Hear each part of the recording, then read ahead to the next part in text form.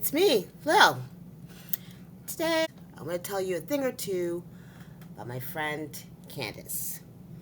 First of all, she's the kind of girl that prefers to be called Candy with an I at the end rather than Candace. She's the kind of girl that your parents and your boyfriends don't really want you hanging around with because they think she's a bad influence. She's the kind of girl who jumps into the pool in Miami with all her clothes and the new watch her boyfriend just bought her on. All that said, she's always a good time. When I hang out with Candace, I am guaranteed to laugh until I cry and just party down. She's one of maybe 5 people who can make me laugh more than I make myself laugh. So on this particular night with Candace, we went out to Flatbush to see the Tom Segura show. Tom Segura, if you don't know, is this really funny comedian that Candace turned me on to after we went to see the Alex Edelman show in West Hampton this summer. Yes, I was the only black person there, but it was still a great show. So we came back to the house after Alex Edelman. We watched a Tom Segura Netflix special, and I was just dying with laughter. I listened to all his comedy albums. I watched some more Netflix specials. So when Candace told me that he was coming to Brooklyn to do a show in Flatbush, I was like, I'm game. I'm in. So this is what ensued on that night. Hi, Candace. I mean, Candy. Can you tell us why you prefer being called Candy instead of Um, Candace? yeah, because my mom has never called me Candace ever. She liked the name Candy, but I guess had the foresight to know I'd probably need a big girl name when I went to work. So Candace is on my birth certificate, but no one in my family has ever called me that. Okay, that makes sense. That Yeah. tracks. I thought it was just because you wanted a cool stripper name. I don't know. Yeah, well, I mean, that's just one of the perks. Mm-hmm. Mm-hmm. It's not the reason. You can always get that as a side hustle. Right. I'm sure my dad was like, yeah, let's name her after a stripper so she'll be so cool. Shout out to Mr. T. Anyway, so we're here to talk about our night with Tom Segura. Let's start from the beginning of the day when I forwarded you the email from the venue about all the rules and regulations. What happened when you got that email? You panicked because you realized it was the wrong venue. I started to spiral because I was like, oh my God, how am I going to get there? Because I don't know anything about Brooklyn.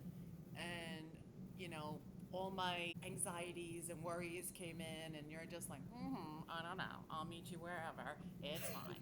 But I was literally having a heart attack. It all worked out, but, you know, Not let's move on. really, I mean, because it did. no, because when What, you because I get got out of the lost? train, I gave you very clear directions. I said, when you get out of the train, walk down Flatbush by the Barclays Center, make a right, and you're at my street. Why do Right. I get a text message from you? It's a 5 minute walk at most. I get a text message that says, it says I'm 30 minutes away. Yeah. I was like, where the hell did this chick get off? Well, I mean, true, yes. I may have screwed that up. However, I would like to just emphasize that you're not the most proficient with directions, so I don't know how trustworthy your directions This are. is true. This is true. You're not wrong. I'm very So bad I at do believe that directions. you know how to walk from the train to your house. I do believe that. I've learned that over the years. I just am not sure you know how to communicate it to other people. All right, sure, I could have done a better job. But No, then no, no. I'm not saying why? it was on you. It's just my own, prejudices against the way you give directions. Okay, that's fine, understandable. But then why, when I say, where are you? What landmark are you by? And you're like, I'm by the Chip City. I'm like, okay, stay there. And then I get to Chip City, and you're like, now I'm on Fifth Avenue. I mean, like, you're like a moving target. Like, I could not find you. And within this 1 mile radius, you kept moving. I know. Well, you can't shoot a moving target. But Mm. no, I think that's just my anxiety. Like I need to move, or else I feel like something bad's gonna happen. All right, I get you. I get you. I'll get taken. All right, so since there's no real public transportation from my house to the King's Theater in Flatbush, we take an Uber from my house to King's Theater, which is a really nice venue. Actually, that was my first time there. It was They super some nice. they sometimes get some good acts, like Diana Ross has been there. It's just like rando, nice theater in the middle of Flatbush. I was expecting to see a couple of people of color because Flatbush is a predominantly black neighborhood, but it was all white people. Which is very surprising. I mean, I guess that's Tom's demographic, so I shouldn't have been Well, I mean, so taken aback. he is Latino, but True. presents as white, so I think we accept him as our own. That's good. Another one to take into the fold. So what did you say when we got to our seats? At least we're sitting together. No, I can't trust you to book seats. I can't. It's just like who knows what's going to happen. And then after we get to our seats and the thing starts, I know we'll get there, and I'm probably jumping ahead. But leave it to you to break the rules and get us in trouble, like within the first 5 minutes of being there. I was like, I can't even go anywhere with you. Why? Because I was using my cell phone? Yeah, the brightest screen ever in the darkest theater, and you're just on your Oh phone my looking shit god. up. You were taking pics like during the actual show. I was just taking like some pre-show pics. No, you were looking up. I think it wasn't it the guy who opened for him. I don't even Oh remember who yeah. he What was. was his The name? We guy. forgot. It was like Fox something. I have no idea. I still don't even know what he was from, but he wasn't even funny. He said he was on Parks and Rec. We couldn't find him on IMDb, but he was not funny. No, he wasn't good. He I was a wonder if really they bad did that on opener. purpose. Anyway, yeah, you're totally right about me and the ticket buying thing. All my friends should know by now that do not put me in charge of buying the tickets. Some of you may recall the Pink concert incident of 2022 when I bought last minute tickets for me and Ray to go see Pink. And not only were we behind the stage, we couldn't see anything and we couldn't hear anything. How could you not hear? It was because the acoustics of where we were sitting, like literally everything was muffled. We saw like a little bit of her air acrobatics show because she was up in the air, but nothing else. Oh my god. Like I did say like obstructed view or something when I bought the tickets, but I figured we could like, at least watch the screen. Right. But nope. And then when we went to West Hampton, I couldn't get us seats together. So I'm just not good at that. No. But I like how you also volunteer to be away from us because there were the two seats that were kind of close together, and then you're like, no, I'll go all the way across the theater and leave you girls alone. I wanted you guys to have some QT. That was very nice of you. We just made fun of you the whole time. I figured you would. So yeah, the opener was not good, but once Tom came on, everything was better. He was funny as usual. But can we talk about the people next to us? Sure. Next to me or next to you? Both of them. I mean, well, the one guy next to me, like, did not laugh at all during the whole show. I was Like like, I don't know what he he thought was he was there under coming to see. duress. Maybe. And then the lady next to you was like sleeping. Yeah, no, they I felt like the one next to me, she definitely was like comatose. No one found it funny. No, I thought he was hysterical. I thought it was probably one of the funniest shows. And I think the venue was perfect because it wasn't like too big, and it was like kind of an intimate feeling, and it was you could still see him. It was really good. Yeah, it was full. Yeah. It was full. I I mean, really those seats were enjoyed it. actually pretty good. You got to give me a little credit Oh, this they were time because that was great. actually decent seats and we were together. No, they were great, and they were right in Okay. the middle. I Yeah. loved it. We could see everything, we could hear everything. All right, so great show. We take an Uber back to my neighborhood, but we're not ready to call it a night. So we decide to go to the Caribbean bar in Right. my neighborhood. Right. I love being around my people. Yeah, some of you may know that a few of my friends have more street cred, let's say, than I do. And Candace definitely proves that. When we went to the Caribbean bar, we sat right at the bar, and all of a sudden she starts a dialogue with the bartender, Ricky. Don't don't say it. And this chick,